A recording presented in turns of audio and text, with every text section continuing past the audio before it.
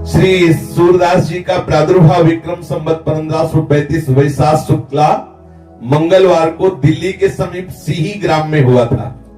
सिही ग्राम जहां जन्मेजय जी ने सर्पेष्टि यज्ञ की थी, उस स्थान का नाम सिही ग्राम। वहीं श्री सूरदास जी का प्रादुर्भाव, जैसे प्रभु पधारे वैसे उनके सखा भी पधारे। प्रभु श्रीनाथ जी के ये सब निजी परिकर हैं, अष्ट सखा के स्वरूप में ये महापुरुष जन जो थे वो पधारे।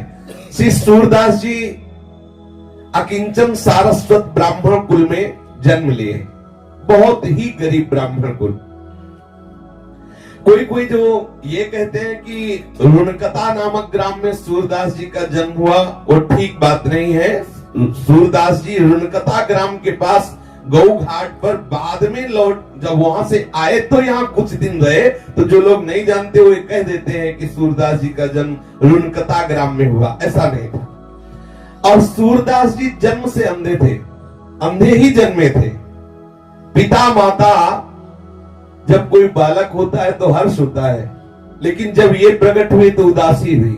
जब देखा बालक के नेत्र नहीं तो किसी को हर्ष नहीं हुआ। देखो, संसार का बड़ा विचित्र स्वरूप है। जन्मांध बालक को देखकर सब उदासीन रहने लगे, कोई प्यार न करता सूरदास जी से।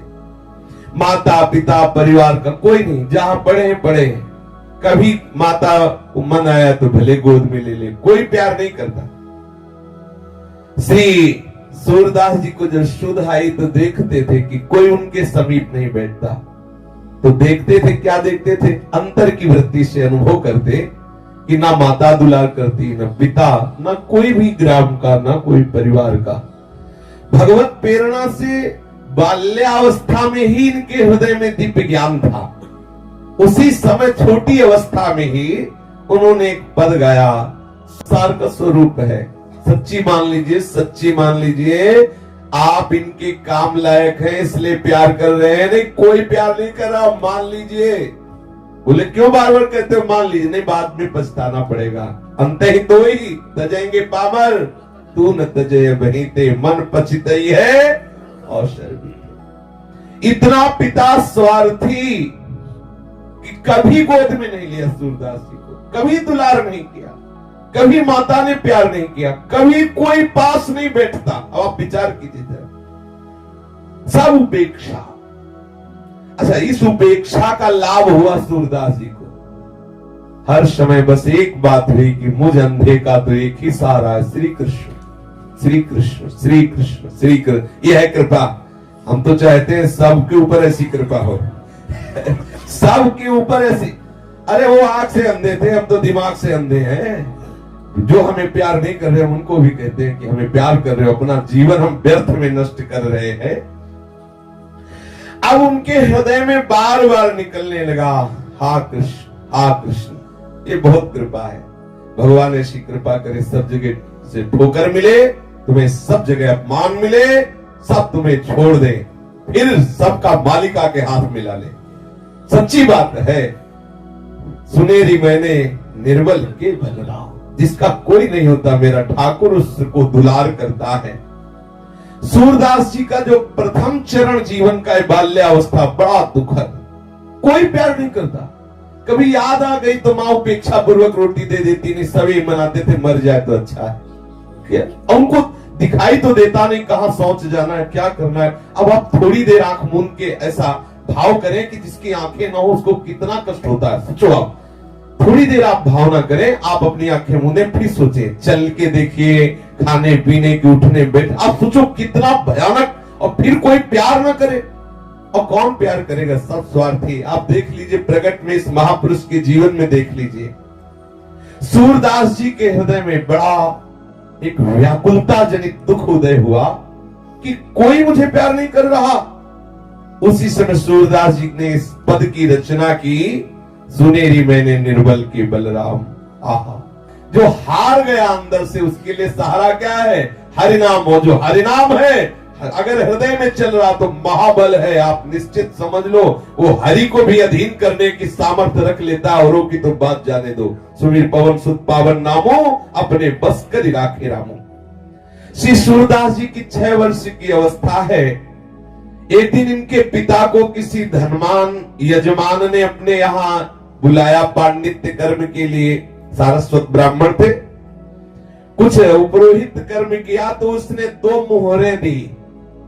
बड़े प्रसन्न हुए, आए और समस्त परिवार से कहा कि भाई आज तो हमारे भाग्य खुल गए।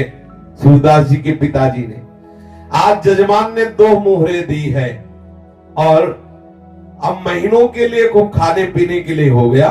2 मोहरें मिली हैं, बहुत सुंदर कपड़े में उसे लपेट करके ताक में रख दिया।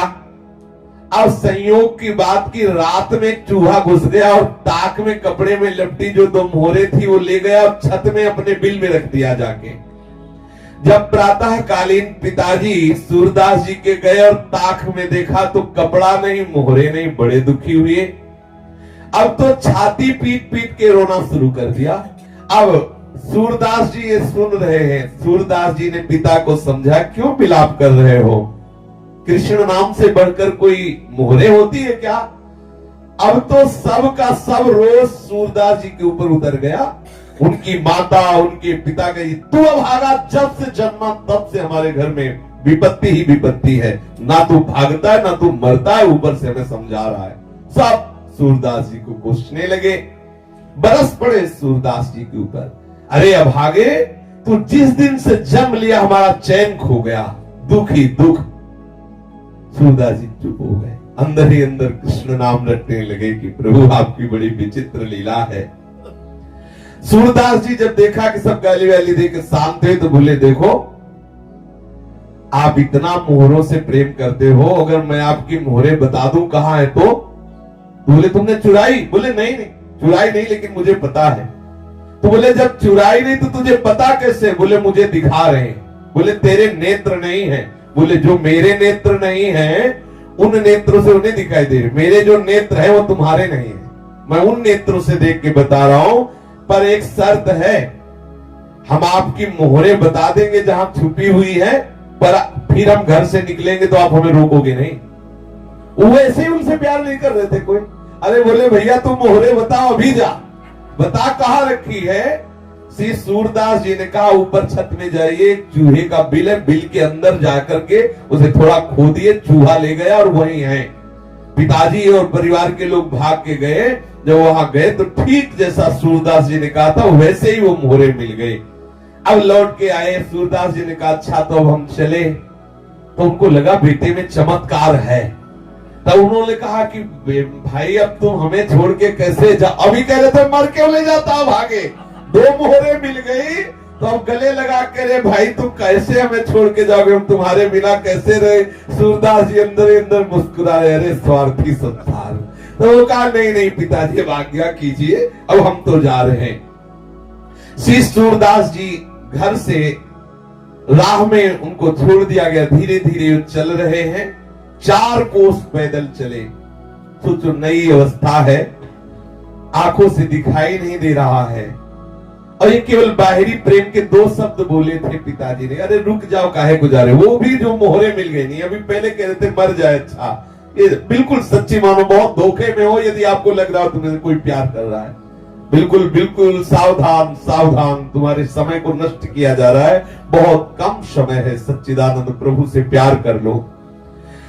गांव के बाहर 4 कोस चलने के बाद एक तालाब और उसी के समीप एक पीपल का वृक्ष था, वहीं जाके बैठ गए सूरदास जी। सायंकाल के समय उसी गांव का एक ब्राह्मण जमींदार गायों को खोजता हुआ जा रहा था। देखा कि कोई पीपल की जड़ के समीप बैठा है। आए तो उनका भाई तुम कैसे बैठे हो? तो बोले तुम कैसे यहाँ आए हो? तो उनका हम तो अपनी गाय ढूंढने आए हैं और बहुत खोजा लेकिन गाय नहीं मिल रही, अगर कोई बता दे तो मैं उनमें से 2 गाय भेंट कर दूंगा। सूरदास जी ने कहा मुझे भेंट की तो जरूरत नहीं, लेकिन मुझे यहीं से दिखाई दे रही तुम्हारी गाय कहाँ है।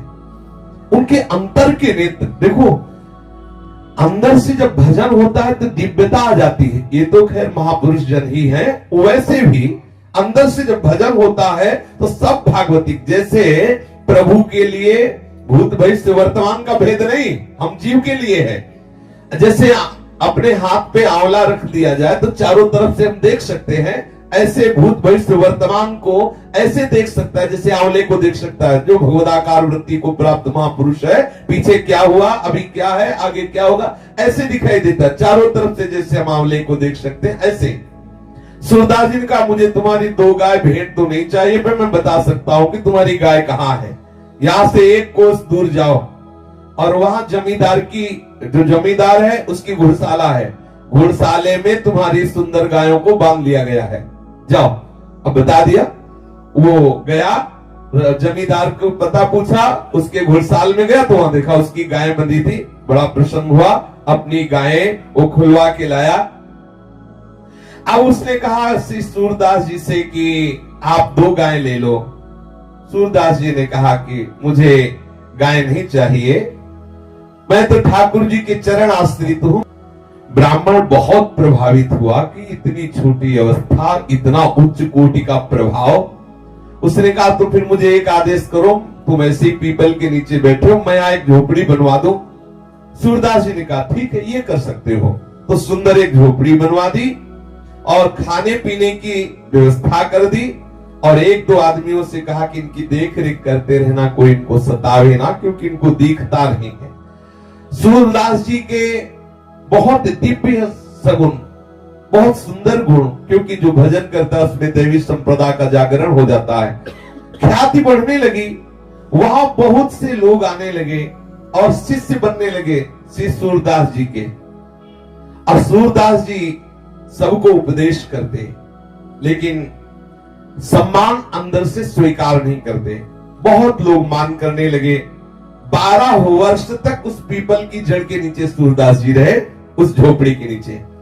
एक दिन रात्रि में सहसा सूरदास जी के मन में विचार आया था कि आए थे हरिभजनन को और लाख का पास, यहाँ तो बहुत लोग शिष्य बन गए, बहुत भीड़ हो गई, हमारा एकांत भंग हो रहा है, अब मुझे हटना चाहिए यहाँ से। हमारी मूढ़ता देखो, मैं इसमें सुख मान रहा हूं, मैं अपने लक्ष्य को भूल गया, सब कुछ त्याग करके एक वस्त्र शरीर में धारण करके वहां से चल पड़े। बिना विश्राम किए पूछते हुए फिर विश्राम घाट में आए, मथुरा में विश्राम घाट में, और यहाँ कुछ दिन घाट में रुके रहे। फिर यहाँ से रुनकता ग्राम के निकट यमुना घाट पर पहुंचे, जिसे गौ घाट कहते, वहां रहने लगे। सूरदास जी का बड़ा ही सुंदर गला था, गान करने में बहुत ही सुंदर स्वर था, और विचार शक्ति बहुत तीव्र थी, भगवत भक्ति महान। इन सब सद्गुणों से गौ घाट में भी भीड़ लगने लगी। गौ घाट में भी ब्रजवासी जन और बाहर के लोग आकर के इनके सामने बैठते, भगवत चर्चा करते। बहुत तो शिष्य हो गए। ये जन समाज में स्वामी जी के नाम से जाने लगे, स्वामी सूरदास जी। जिन दिनों श्री सूर स्वामी गौ घाट पर अपना निवास बनाए हुए थे, उसी काल में श्रीमद वल्लभाचार्य जी महाप्रभु भक्ति मार्ग की अद्भुत प्रकाश को फैला रहे थे। दक्षिण के शास्त्रार्थ में विजय के कारण सभी उनके लोहा मानते थे। संवत 1567 में श्री वल्लभाचार्य जी जब अपने बहुत से सेवकों को साथ लिए हुए प्रयाग के पास एक स्थान है, वहां से ब्रज आ रहे थे, तब श्री महाप्रभु का गौ घाट में पड़ाव पड़ा। सब लोग श्री यमुना स्नान करके नित्य कृत्य से निवृत्त होकर के रसोई बनाने में लगे। एक सेवक ने सूरदास जी को वृत्तांत सुनाया कि कोई बहुत बड़े महापुरुष पधारे हुए हैं गौ घाट में ही, शायद उनका नाम श्रीमद वल्लभाचार्य जी है, ऐसा बताया। सूरदास जी बोले, मेरे हृदय में कुछ हो रहा है, ऐसा लग रहा है कि मैं जिनकी खोज कर रहा था वो आ गए, मुझे उनसे मिलाया जाए। सुखपूर्वक जब विराजमान हो आचार्य चरण, तो मुझे बताया जाए, सावकाश मिलने पर मैं उनके सामने जाकर के प्रणाम करना चाहता हूं। एक सेवक ने ऐसा ही किया। जब देखा कि आचार्य चरण आराम से विराजमान है, सूरदास जी से कहा कि अब बहुत बढ़िया अवसर है, शीघ्र चलिए। सूरदास जी सेवक के साथ गए। श्री आचार्य चरण आसन पर विराजमान थे।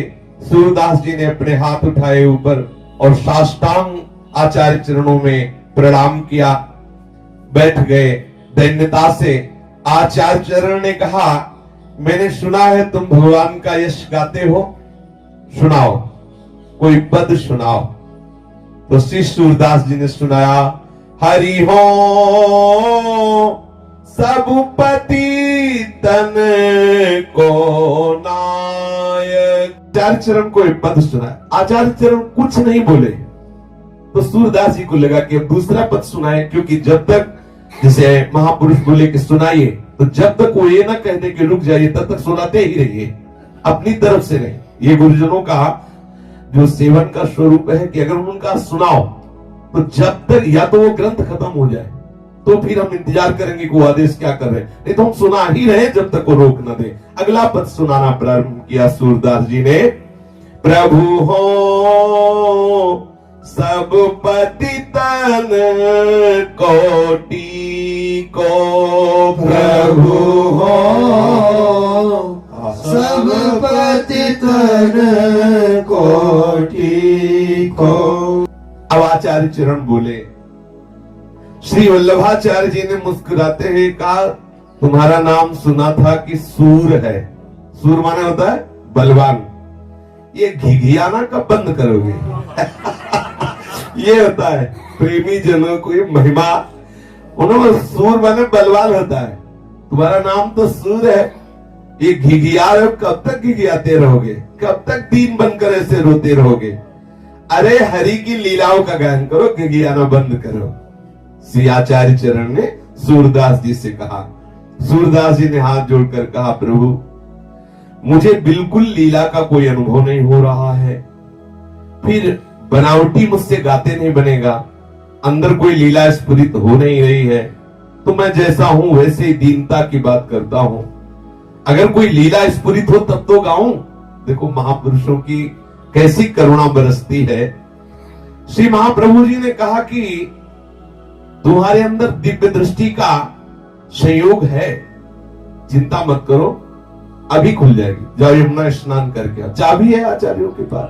वो तो नरवाहन प्रभु निहार लोचन भरे घोषनार, घोर पापाचरण करने वाले को भी प्रभु निहार लोचन भरे घोषनार, नख सिख सौंदर्य काम दुख निकंदिनी। आहा, वो चाहे तो घोर पापात्मा को एक सेकंड में निकुंज के दिव्य लीला विलास में प्रवेश करा दे। सामर्थ्य आचार्यों में। आचार्य चरण ने कहा, अच्छा जाओ यमुना स्नान करके आओ, हमारी लीला का भी अनुभव हो जाएगा। सूरदास जी प्रणाम करके तत्काल गए, स्नान किया यमुना जी में, फिर श्री आचार्य चरणों में उपस्थित हुए। आके श्री महाप्रभु जी ने श्री सूरदास जी को विधि पूर्वक अष्टाक्षर मंत्र की दीक्षा देकर ब्रह्म संबंध कराया। तत्पश्चात श्रीमद् भागवत दशम स्कंद की अनुक्रमणिका सुनाई। गुरु कृपा हुई। जी ही सदगुरुदेव के द्वारा मंत्र ब्रह्म संबंध और कृपा हुई तो सूरदास जी के हृदय में महान प्रेम लक्षण भक्ति का प्रादुर्भाव हो गया। प्रेम का संचार होते ही दिव्य लीलाएं प्रकट होने लगी। आहा, प्रभु की दिव्य लीलाएं स्फुरित होने लगी। महाप्रभु जी ने पूछा, कहो सूरदास, कुछ सूझ रहा है अंदर से? कुछ समझ में आ रहा है? कुछ दिखाई दे रहा है? सूरदास जी बोले, जय जय, पूरा का पूरा दिखाई दे रहा है। आपकी गोद में श्री लालजू महाराज खेल रहे, मैं देख रहा हूं। सूरदास जी कह रहे हैं आचार्य चरण से, आपकी गोद में लालजू खेल रहे हैं। अद्भुत नील कांति है, श्याम रंग ऐसा है कि हमारी वाणी में सामर्थ्य नहीं बता सकूं, और वो बालक मेरी तरफ देख करके कुछ बोल रहा है। महाप्रभु जी ने मुस्कुरा के कहा, तो अब सुनाओ, अब लीला का कोई पद सुनाओ। तो श्री सूरदास जी ने पहला पद लीला का सुनाया। चकैरी चली प्रेम सरोवर, जहां न प्रेम वियोग। छकई चली प्रेम सरोवर, जहां न प्रेम वियोग। श्री सूरदास जी ने इस पद को पूरा करके सुनाया। फिर आनंद मगन होकर ब्रज भयो महर के पूत, जब यह बात भयो महर के पूत, जब यह बात सुनी। ये बधाई का लालजू का प्रादुर्भाव हुआ है, अद्भुत नंदोत्सव मनाया जा रहा है, ये लीला देखी। ये पद गायन करके श्री आचार्य चरण को सुना। महाप्रभु बहुत प्रसन्न हुए, बोले सूरदास जी अब तुम्हारा लीला में प्रवेश हो गया है, अब तुम्हारे हृदय में दिव्य दिव्य नवीन लीलाएं श्री लालजू की प्रकट होती रहेंगी। आचार्य प्रभु ने इन्हें 3 दिवस गौ घाट में रुक करके सुबोधनी, पुरुषोत्तम सहस्त्र नाम ये सब श्रवण कराया, जिससे इन्हें संपूर्ण भागवतों के रहस्य का परिज्ञान हो गया।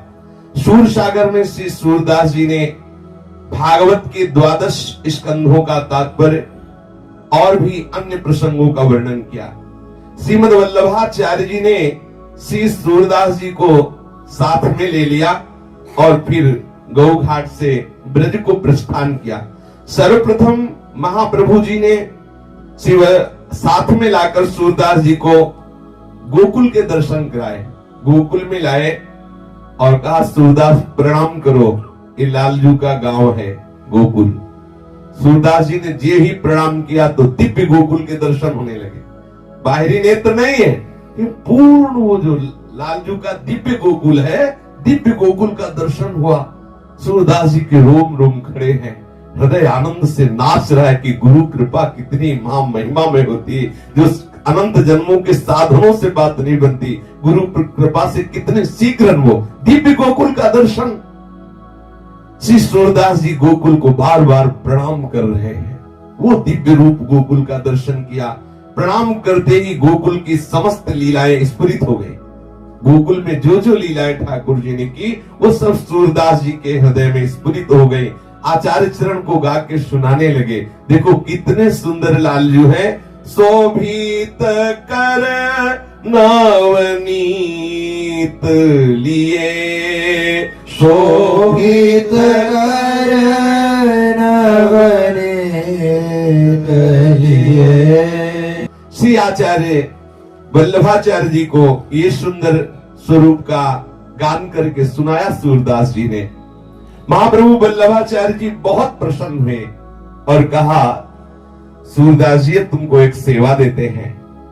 हमारे ठाकुर जो गोवर्धन नाथ श्रीनाथ जी हैं, इनको रोज तुम इनका यश सुनाओगे, इन्हें कीर्तन सुनाओगे और इनकी शोभा से युक्त जो पद है उनकी रचना करके तुम इनको सुनाओगे, ये हम तुम्हें सेवा देते हैं। और सूरदास जी को गोवर्धन ले आए, श्री श्रीनाथ जी का दर्शन किया सूरदास जी ने। देखो सूरदास हैं और दर्शन कर रहे श्रीनाथ जी का, और ऐसे चतुर दर्शन करने वाले हैं कि छोटे से भी श्रृंगार को नहीं छोड़ते, एक एक श्रृंगार का, एक एक पत्रावली का, एक एक चेष्टा का दर्शन करते हैं। श्रीनाथ जी के सामने जब श्रीनाथ जी का दर्शन किया तो हाथ जोड़कर कहने लगे कि हे श्रीनाथ जी अब हो नाचो बहुत गोपाल। सूरदास जी ने श्रीनाथ जी के सामने ऐसा विनय युक्त पद गान किया। श्री सूरदास जी का ये दैन्य देखकर महाप्रभु वल्लभाचार्य जी बहुत द्रवित हुए। बोले सूरदास जी तुम्हारी अविद्या की क्या बात है, जो तुम्हारा आश्रय ले लेगा उसकी अविद्या दूर हो जाएगी। अब देखो तुमने श्रीनाथ जी का दर्शन कर लिया, अब तुम ये बाहरी दीनता का त्याग कर दीजिए और प्रभु की लीला का ज्ञान कीजिए। उसी दिन से सूरदास जी दैन्य के पद बंद कर दिए और श्री ठाकुर जी को प्रातःकालीन मंगला से लेकर शयन तक के पद सुनाने लगे, जो आठों कालीन प्रभु की दिव्य दिव्य श्रृंगारमयी दिव्य दिव्य लीलाएं हैं उनको गा गा करके सुनाते। कभी कभी उपदेश के पद भी गाते। संगीत सम्राट तानसेन के मुख से श्री सूरदास जी का एक पद सुना, दिल्लीश्वर अकबर बादशाह, तो उसका मन मचल उठा कि ऐसा पद करता। और जब पता चला कि बाहरी नेत्रहीन तो और आकर्षण हुआ, उसके हृदय में लालसा जागृत हुई कि सूरदास जी को सभा में बुलाया जाए और मैं उनका पद सुनूं। संयोग से संवत 1613 में जब प्रभु श्रीनाथ जी मथुरा में विराज रहे थे और सूरदास जी भी वहीं थे, उनकी कीर्तन सेवा थी श्रीनाथ जी को पद सुनाना। तो ये बात हृदय में उसके थी कि कभी सूरदास जी हमारी सभा में आए, हमें पद सुनाए, लेकिन ना तो ऐसा कोई संयोग बन पाया। तो दिल्ली का जो बादशाह अकबर था, यात्रा के प्रसंग में मथुरा आया हुआ था, और जब उसको पता चला कि सूरदास जी मथुरा में है, तो उसने बड़े आदर के साथ इनको बुलवाया और पद सुनने का अनुरोध किया। तब श्री सूरदास जी ने ये पद गाया, मन रे माधव सो कर प्रीति, मन रे माधव सो कर प्रीति। एक दिन इसकी चर्चा हुई थी पीछे, इस पद की, बहुत बड़ा पद है। इस पद को सुनकर अकबर ने इनकी भावनिष्ठा की परीक्षा के लिए कहा, सूरदास, प्रभु ने मुझे बादशाह बनाया है, तो बादशाह का सबके ऊपर शासन लागू होता है। मैं भी मान और दान पाने के योग्य हूं क्योंकि मैं बादशाह हूं। इसलिए मैं चाहूंगा कि तुम मेरे विषय में पद बना करके भी गाओ, क्योंकि मैं बादशाह हूं। सूरदास जी ने कहा कि मैं जिस बादशाह के सामने गाता हूं, उस बादशाह के सामने तुम्हारी बादशाह कुछ नहीं है। और मैं गाऊं जब मेरी बुद्धि हो तब ना। मेरी बुद्धि तो जिस बादशाह में लग गई, वहां से हटने की जगह नहीं रह गई। मेरे हृदय में जगह नहीं, मेरी बुद्धि में जगह नहीं, मैं कैसे गा सकता हूं? पर आपने कहा कि गाइए, तो मैं अपनी बात बता रहा हूं कि नाहिन रह्यो मन में ठोर, नाहिन रह्यो मन में ठोर। सूरदास जी ने इस पद का गायन किया। सूरदास जी के इस पद के भाव को समझकर बादशाह अकबर बहुत प्रसन्न हुआ, और जो सूरदास जी की अंतिम पंक्ति इस पद की थी, वो कि कहा कहो मन प्रेम पूरन, घट न सिंधु समाये, श्याम गात सरोज लोचन, लित गति मृदुहास, सूर्य से दरस कारण मरत लोचन प्यास। उसने कहा कि तुम्हारे तो नेत्र हैं ही नहीं, और तुम कहते हो कि मरत लोचन प्यास। जब लोचन ही नहीं तो लोचन प्यास कैसे? बादशाह अकबर ने कहा कि कहा कहो मन प्रेम पूरन, घट न सिंधु समाये, श्याम गात सरोज लोचन, ललित गति मृदुहास, सूर्य से दरस कारण मरत लोचन प्यास। पहली बात तो यह है कि संपूर्ण प्रेमानंद हृदय में समा नहीं रहा है। समझने वाले के लिए है कैसी महामहिमा स्थिति है सूरदास जी की।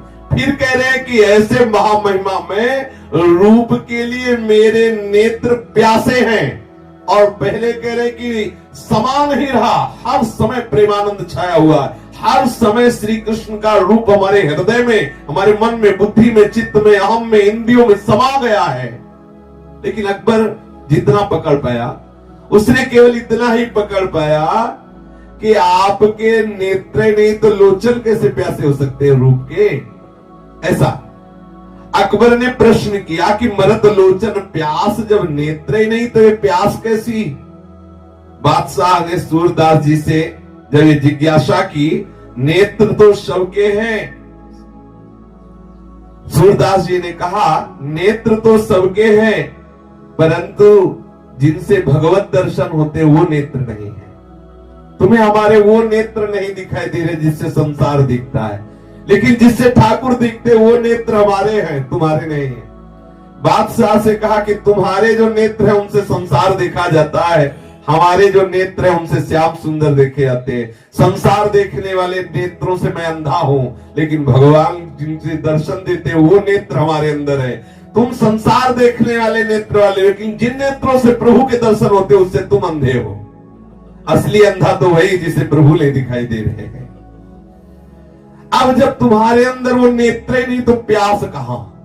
और मेरे अंदर संसार के नेत्र नहीं, इसलिए संसार की प्यास नहीं, लेकिन ठाकुर के दर्शन के नेत्र हैं, इसलिए वो नेत्र प्यासे दर्शन करते हुए भी। श्री सूरदास जी की बात सुन करके अकबर बहुत प्रसन्न हुआ, बड़ा आनंदित हुआ। अकबर ने सूरदास जी से हाथ जोड़कर कहा मेरी कुछ भेंट स्वीकार कर लो, मैं कई गांव की जागीर आपके नाम लिख देता हूं, मैं बहुत सी जमींदारी आपके नाम कर देता हूं। तो श्रीनाथ जी की सेवा में मगन रहने वाले सूरदास जी ने कहा, मुझे जो जागीर मिली तू सोच भी नहीं सकता। अकबर बादशाह से कहा कि तुम्हें लग रहा है कि सूरदास जी के पास ये जागीर नहीं, लेकिन मुझे जो जागीर मिली, मुझे तरस आती कि तेरे पास वो जागीर नहीं है। ये है बादशाहों के बादशाह, जिनको प्रभु के चरणारविंद का बल मिल गया है, जिनको प्रभु के नाम का धन मिल गया है, उनके लिए बादशाह बेचारा है, बेचारा। ये वही समझता है जो इस प्रभु के अनुराग रंग में रंगे हुए हैं।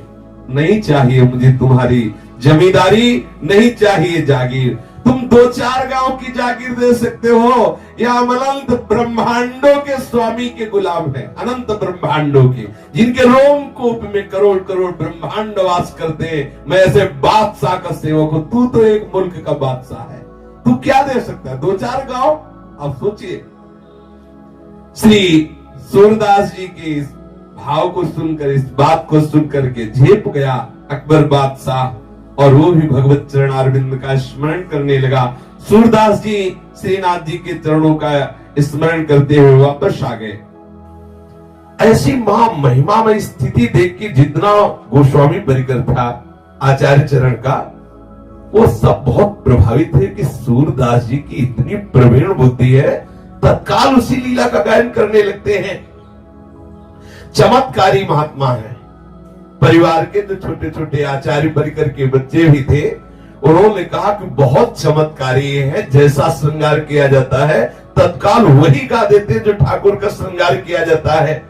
हूबहू बिल्कुल, जैसी पोशाक, जैसी किनारी, जैसी पत्रावली, जैसे रंग के पुष्प, और प्रगट में आंख नहीं है, सामने ठाकुर के बैठे और वैसे ही रचना करके पद की गादी।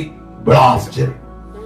आंख वाला भी धोखा कर सकता है वर्णन करने में, कोई चूक कर सकता है, लेकिन सूरदास जी से कोई चूक नहीं होती। कौन सी पत्रावली बनी है, एक लट कहां विराजमान है, कौन सा छोटा आभूषण, सब वर्णन करते। श्री सूरदास जी की अपार महिमा को देख करके एक विनोद सूझा आचार्य परिकर को। श्री विठल नाथ जी से ये कहा गया कि आज इनको पोशाक ही मत धारण करवाओ ठाकुर को, और फिर लाओ श्री सूरदास जी को। आज देखते हैं क्यों कैसे वर्णन करते हैं। तो यद्यपि ये विनोद से ही है, क्योंकि सब परिकर जानते हैं कि ठाकुर जी का जो निरंतर चिंतन करते रहते हैं, उनके बाह्य नेत्र भले ना हो, लेकिन आंतरिक नेत्र निश्चित खुल जाते हैं, और उन्हीं नेत्रों से दर्शन होते हैं। निकसी कुंज ठाढ़े भये भुजा परस्पर अंश, श्री राधा वल्लभ मुख कमल निरखि नयन हरिवंश।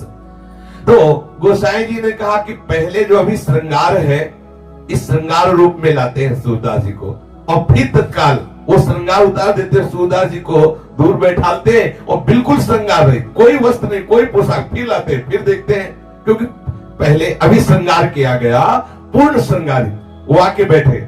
अब वो क्या वर्णन करते हैं, और थोड़ी ही देर में वो जहां जाए तो पूरा श्रृंगार उतारा जाए, और फिर ठाकुर जी को ऐसे साफ, फिर अगर वो वर्णन करते तो देखो ये विनोद सुहाई दिया। श्री सूरदास जी को सामने लाए, सूरदास जी देख रहे, कह रहे हैं अभी पोशाक धारण की बिल्कुल श्रृंगारित है। कहा सूरदास जी ने जब इस शोभा का ऐसा वर्णन किया, तो श्री गोसाई जी महाराज के परिकर ने परीक्षा के लिए श्री ठाकुर जी महाराज की सब पोशाक उतार ली, केवल थोड़ी सी मोतियों का श्रृंगार, केवल मोती शरीर में धारण कराए, और कहा कि सूरदास जी बहुत सुंदर हमने ठाकुर जी का श्रृंगार किया है, अब आप गा के बताइए कि हमारे ठाकुर जी कौन कौन सा पोशाक धारण किए हुए हैं, कौन कौन से आभूषण हैं, क्या श्रृंगार धारण किए हुए हैं, आप बताइए। श्री सूरदास जी प्रारंभ हो गए। देखे री हरि नंगम नंगा, देखे री हरि नंगम नंगा। हे सखी, आज मैंने देखा श्री हरि नंगम नंगा है, कोई पोशाक नहीं धारण किए। आश्चर्य हुआ, सब गोस्वामी परिकर को बड़ा आश्चर्य हुआ, कैसी दिव्य दृष्टि है। श्री ठाकुर जी महाराज को जैसे ही पट खोला वैसे ही वर्णन कर रहे। आज एक भी अन्य आभूषण नहीं है, एक भी पोशाक नहीं है, केवल थोड़ा मोतियों का श्रृंगार है। श्री सूरदास जी महाराज ऐसी महामहिमामय स्थिति में हैं, फिर भी अचानक उनका एक कुएं में गिरना होता है पूर्व प्रसंग में, और 7 दिन 7 रात उस कुएं में पड़े रहते हैं। जब देखा निकालने वाला कोई नहीं आ रहा तो ठाकुर जी से बहुत लड़े अंदर ही अंदर, यार तुमसे कहे तभी तुम निकालने आओगे। 7 दिन हो गए, 7 रात हो गए, कोई भोजन नहीं, कोई पानी नहीं, बड़े भक्त वत्सल कहलाते हो। क्या था सुदामा जी के उन चावलों के टुकड़ों में कि बिक गए, हम 7 दिन से कुएं में पड़े। प्रहलाद जी ने क्या आपको ऐसा प्यार दिया कि खंभे से निकल पड़े? मुझे 7 दिन हो गए, ठाकुर जी से लड़े। जैसे नरसिंह मेहता जी जब लड़े ठाकुर जी का, तुम्हारी मौसी लगती है, तुम्हारी बुआ लगती है, ऐसे। हाँ अच्छा, अब किससे लड़े? है कौन? हम रीझेंगे तो इन्हीं से, खींचेंगे तो इन्हीं से। भाई अगर हमारे अंदर गुस्सा आएगी तो किसके ऊपर आएगी? बोले गुस्सा करना प्रभु के ऊपर ठीक नहीं, हम कहते इन्हीं के ऊपर गुस्सा करो, दूसरे से करना ठीक नहीं। दूसरे से करना बिल्कुल ठीक नहीं, उससे अपना परमार्थ बिगड़ जाएगा। और इनसे गुस्सा करने से बहुत लाभ है, कभी हानि नहीं होनी, पक्का समझ लो। और गुस्सा उसी से किया जाता है जिससे अधिक प्रेम होता है। जैसे बच्चा मां से गुस्सा करता है, जा मुझे दूध नहीं पीना, नहीं खाना, तो क्यों? उसके मन की कोई बात नहीं हो रही ना, इसीलिए तो। और वो जानता है कि मेरी मां बहुत करुणामयी है, ऐसा मैं करूंगा तो मान जाएगी। प्रभु वात्सल्य समुद्र है। आए और सूरदास जी को कुएं से निकाला। अब आप देख लो, इनको पसंद है गुस्सा की नहीं। 7 दिन से गुस्सा नहीं किया तो नहीं आए, जब गुस्सा किया तो तत्काल आ गए। बड़े लीला बिहारी है, ये बहुत ऊब जाते हैं। जैसे होता है ना कि रोज मिठाई खाए थोड़ा खट्टा भी चाहिए, ऐसे ही ऊब जाते हैं। हे नाथ, आप स्वामी, आप सुनो, थोड़ा बोले रुक, गैया अलग कर। अब आज से तू हमारे परिकर में गाय नहीं चराएगा, नहीं खेलेगा। अवकाश पकड़ते हैं, जैसे ग्वारिया वाले कहते, आज के बाद तेरे को देखूंगा नहीं, बोलूंगा नहीं, छूंगा नहीं तुझे। ये है थोड़ा चटपटा, जैसे बहुत मीठा पाए पाए, ये मीठा है विनय आदि। और जब कोई भक्त उनसे रूस जाता है, लेकिन रूस वही जाएगा जिसका पूर्ण आत्मसमर्पण है, उनके सिवा कोई है नहीं।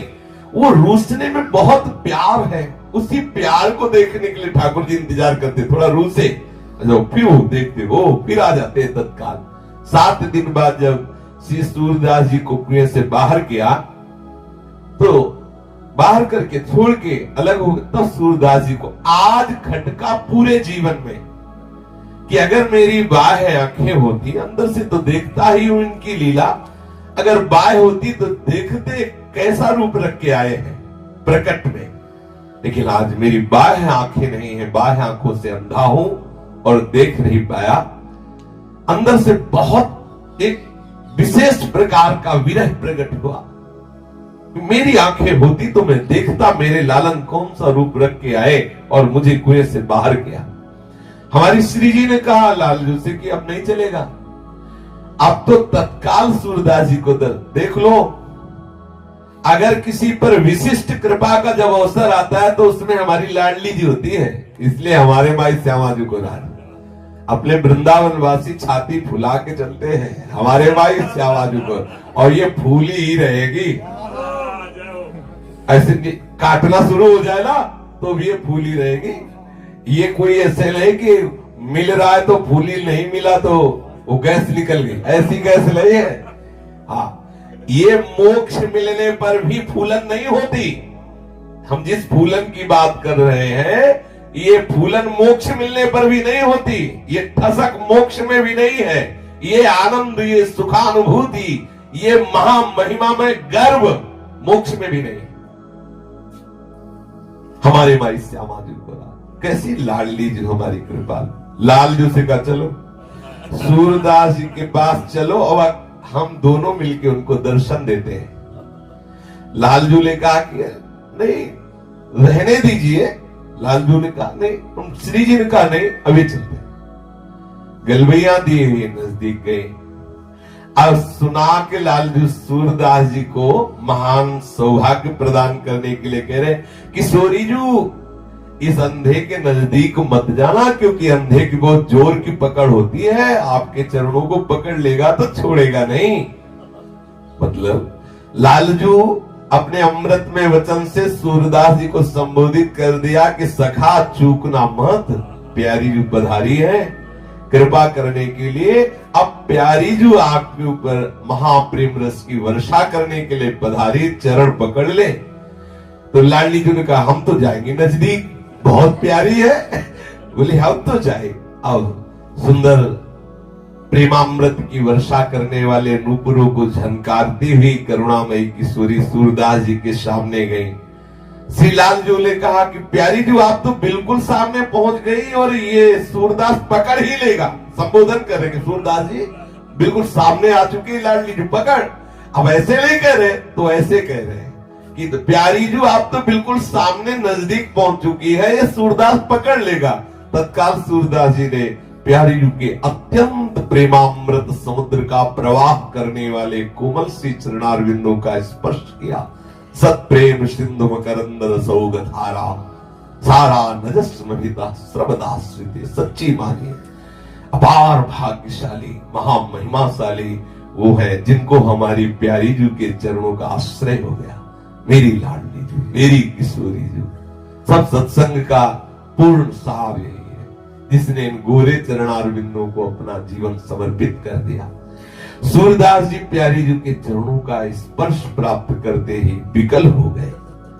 अब श्री लालजू ने इशारा किया लाडली जू से, लाडली जू ये तो भाव में डूब रहे, अब अपने श्री चरण आप हटा लीजिए।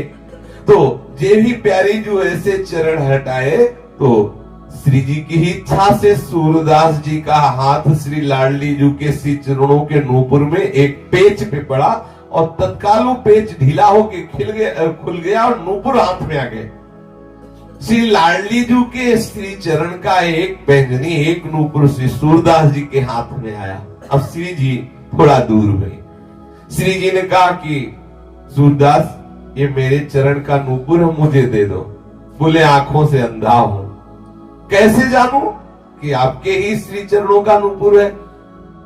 जब दूसरे श्री चरण में नूपुर देखूं और मिलान करूं कि आपके ही श्री चरणों का है तो मैं अपने हाथ से पहना दूंगा। मैं देखना चाहता हूं कि आपके ही श्री चरणों का है कि नहीं। लाडली लाल की तरफ देखी, लालजू लाडली की तरफ देखे, दोनों के इशारे में बात तय हो गई और लाडली जू ने जे ही श्री सूरदास जी के नेत्रों का स्पर्श किया, उनके नेत्र खुल गए। देखा सामने प्रेम समुद्र का सार श्री हमारी लाडली जू। ओहो कैसी अद्भुत सौंदर्यता प्यारी जू की है। इसी सौंदर्यता में अखिल लोक चूड़ामणि श्री लालजू महाराज, जिनके सौंदर्य को देखकर, लावण्य को देखकर करोड़ों काम मूर्छित हो जाते हैं, ऐसे लालजू जिन सौंदर्य समुद्र स्वामिनी में आसक्त है, उनकी सौंदर्यता का कैसे कोई वर्णन करे। जो को कोटि कलप लग जीवे, कोटि के रसना पावे, तऊ रुचिर बदनार बिंद की शोभा कहे। कैसे कोई प्यारी जू का सौंदर्य वर्णन करे। श्री लाडली जू के सौंदर्य को देख करके और लालजू के लावण्य को देख करके क्या दशा हुई होगी इस महापुरुष के हृदय में, कोई कैसे वाणी से वर्णन करे। विकल हो रहे सूरदास जी। प्रिया प्रीतम थोड़ी देर सूरदास जी के आनंदमयी दशा का अवलोकन करके आह्लादित हो रहे हैं और सूरदास जी प्रिया प्रीतम की रूप माधुरी को देखकर छके जा रहे हैं। फिर प्रियाजू ने कहा कि सूरदास आज हमारी इच्छा है, तुम कुछ मांग लो, मांगो, तुम्हारी जो रुचि हो मांगो। सूरदास जी ने कहा कि मानो अंदर से कहा कि जिसके आप स्वामी हो उसे मांगना क्या बकाया रह जाता है, जिसके आप स्वामी हो। पर आपने आदेश किया मांगो तो आप हमें देंगी। लाडली जी ने कहा कि तुम्हें कोई संशय है कि आप मांगोगे और मैं दूंगी नहीं? ऐसा क्या है जो तुम मांगो हम देना? सूरदास जी ने कहा तो मुझे पुनः अंधा बना दो। लाडलीजू, जिन नेत्रों ने इस रूप को देखा, अब वो नेत्र किसी और को न देखे, इसलिए मेरे नेत्र जैसे पहले थे वैसे ही कर दो। प्रिया प्रीतम विकल हो गए सूरदास जी की भावना को देखकर, इस प्यार को देखकर। तत्काल सूरदास जी के जो बाह्य ज्योति प्रकट हुई थी नेत्रों की, वो अंतर ज्योति में प्रकाशित हुई। श्री सूरदास जी के सामने जिन प्रिया प्रीतम की अद्भुत दिव्य झांकी प्रकट हुई थी, उसी रूप में मगन होकर के सूरदास जी पराशौली चले गए।